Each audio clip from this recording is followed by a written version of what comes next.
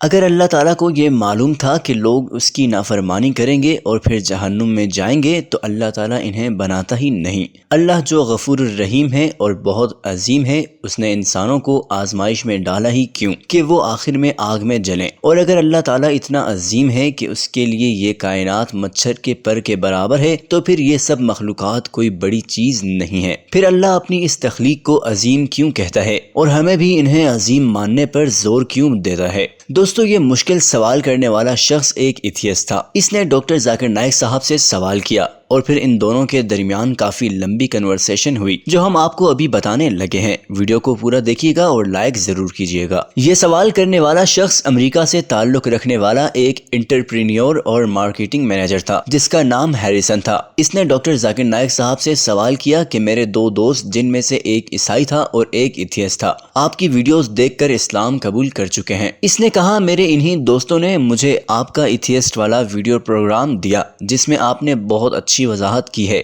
لیکن میرے ذہن میں اس ویڈیو کو دیکھ کر مزید سوالات آ چکے ہیں۔ ایک سوال میں نے کئی لوگوں سے پوچھا لیکن کوئی بھی ذہین شخص مجھے اس کا جواب نہیں دے سکا۔ میرے خیال میں آپ یعنی ڈاکٹر ذاکر نائک مسلمانوں کے سب سے لاجیکل اسکالر ہیں، لہٰذا میرا آپ سے ایک ہی سوال ہے جس کے دو رخ ہیں۔ پہلا تو یہ ہے کہ قرآن سے ہمیں پتہ چلتا ہے کہ اللہ نے زمین و آسمان کو کتنے دن میں بنایا، پھر سارے پہاڑ بنائے اور پوری کائنات بنائی، لیکن محمد علیہ السلام یا حضرت آدم علیہ السلام اور حوا کے بنانے سے پہلے بھی اللہ تعالیٰ یہ جانتا تھا کہ ایسے بہت سے انسان ہوں گے جو گناہ کریں گے، جو معاذ اللہ تعالیٰ کو مایوس کریں گے اور پھر اللہ تعالیٰ انہیں جہنم میں ڈال دیں گے۔ سوال یہ ہے کہ اتنا عظیم رب اگر یہ جانتا تھا کہ یہ لوگ اپنے اعمال کی وجہ سے آگ میں جلیں گے تو انہیں بناتا ہی نہیں؟ آخر کیوں اللہ تعالیٰ نے اتنے لوگوں کو بنا کر عذاب میں ڈالنے کا فیصلہ کیا ہے؟ ہیریسن نے کہا میرا دوسرا سوال یہ ہے کہ اللہ تعالیٰ ہمیں کائنات کی اور اس کی ساری عظیم تخلیقات کی تعریف کرنے کو کہتا ہے۔ اللہ ہمیں یہ بتاتا ہے کہ دیکھو میں نے کتنی عظیم چیزیں بنائیں، لیکن اگر اللہ تعالیٰ اتنا عظیم ہے کہ اس کے لیے یہ کائنات کچھ بھی نہیں ہے، اگر اس کے صرف کن کہنے سے یہ پوری کائنات بن سکتی ہے تو پھر یہ اس کے لیے کچھ بھی نہیں ہے،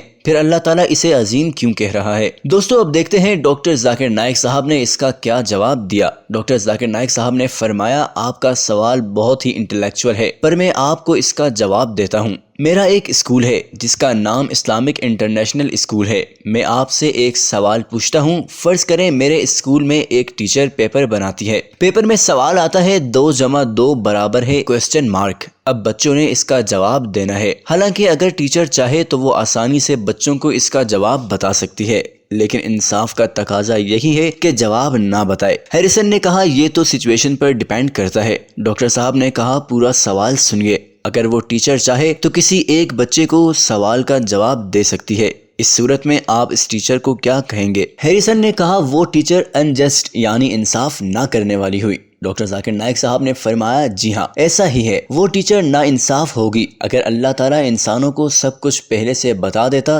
تو یہ نا انصافی ہوتی۔ ہیریسن نے کہا لیکن اللہ تعالیٰ انسانوں کو ایسا بھی تو بنا سکتا تھا کہ وہ غلطی نہ کرتے۔ ڈاکٹر صاحب نے بتایا بھائی اللہ تعالیٰ نے ایک پرفیکٹ مخلوق پہلے سے ہی بنائی ہوئی ہے اور وہ ہیں فرشتے جو بالکل بھی غلطی نہیں کرتے، پھر اللہ تعالیٰ کو کیا ضرورت تھی کہ دوبارہ سے ایسی مخلوق بناتا جو غلطی کرنے کی گنجائش ہی نہیں رکھتی؟ اسی لیے فرشتے افضل مخلوق نہیں ہیں بلکہ انسان ہیں، کیونکہ انسانوں کے پاس فری ول ہے، وہ چاہیں تو اللہ تعالیٰ کی مرضی کے خلاف بھی چاہ سکتے ہیں۔ اس صورت میں وہ بدترین ہوں گے اور جہنم میں جائیں گے، لیکن اگر اللہ تعالیٰ کی مرضی کے مطابق چلیں تو جنت میں جائیں گے اور اشرف المخلوقات کہلائیں گے۔ ہیریسن نے کہا اللہ تعالیٰ نے انسانوں میں یہ خرابی رکھی ہے کہ وہ اس کے خلاف جائیں۔ میرے بھائی یہ خرابی نہیں بلکہ فری ول یعنی آزادی ہے۔ ڈاکٹر صاحب نے فرمایا یہ آزادی ہی ہے جو انسان کو اشرف المخلوقات بناتی ہے۔ آپ مجھے بتائیے آپ کے حساب سے کون بہتر ہے، انسان یا فرشتہ؟ ہیریسن کا جواب تھا اوبیسلی انسان،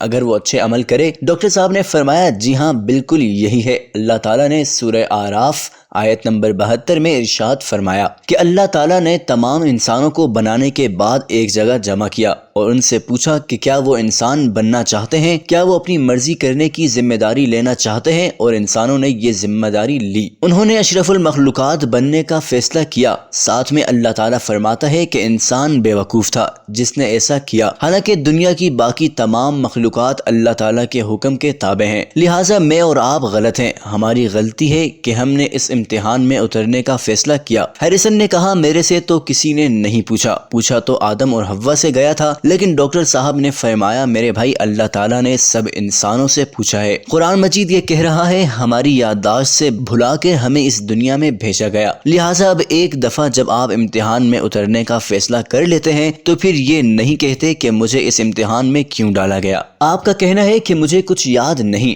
ڈاکٹر صاحب نے فرمایا جی ہاں مجھے بھی یاد نہیں ہے، لیکن میرا قرآن پر ایمان ہے کہ اللہ تعالیٰ نے مجھ سے پوچھا تھا، اس لیے اللہ تعالیٰ کہتا ہے کہ قیامت کے دن کوئی بھی اللہ تعالیٰ کے انصاف کے خلاف بات نہیں کر سکے گا۔